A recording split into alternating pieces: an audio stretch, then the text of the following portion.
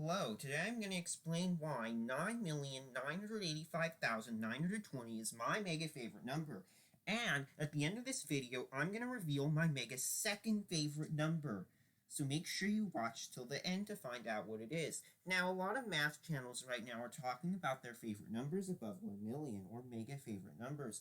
And I thought it would be fun to try to connect that somehow to music. You might ask, well, what's so special about this number? Well, first, you need to know what a row is. Wait, not that kind of row.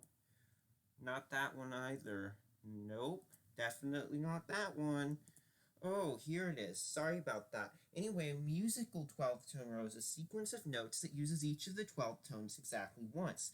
So if you look at this row, you're going to have one C sharp, or D flat, and harmonics don't matter. Then you got a D, E flat, and so on.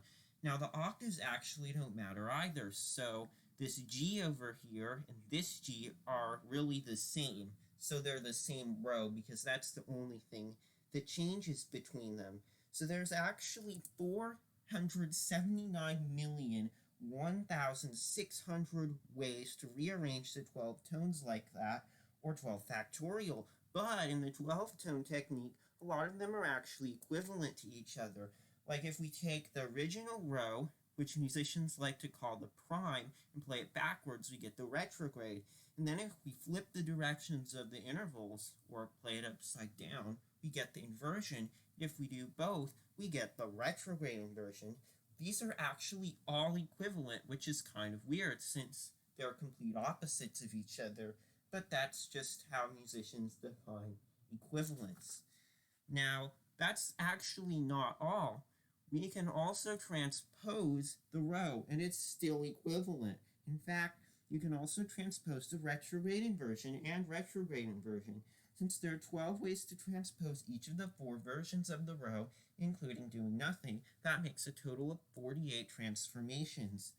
But not always. Sometimes the retrograde is a transposition of the prime. In this case, the octaves don't matter, so we can raise the last 6 notes of R by an octave to get a transposition of P. When P is a transposition of R, I is also a transposition of RI.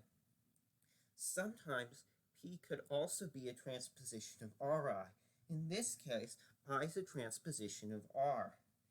And there are also just 24 transformations. Now, I'm going to have to leave out a lot of the math here because I don't want this to turn into a 30-minute video.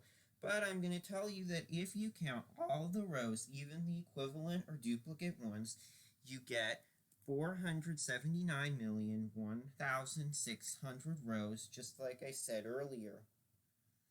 Now, in 46,080 of these rows, P is a transposition of R. Now, if we take into account that there are 24 transformations of each row, we have to divide by 24 since we counted each non-equivalent row 24 times. So there's really only 1,920. When the prime is a transposition of the retrograde inversion, there are 276,480 with duplicates and 11,520 without.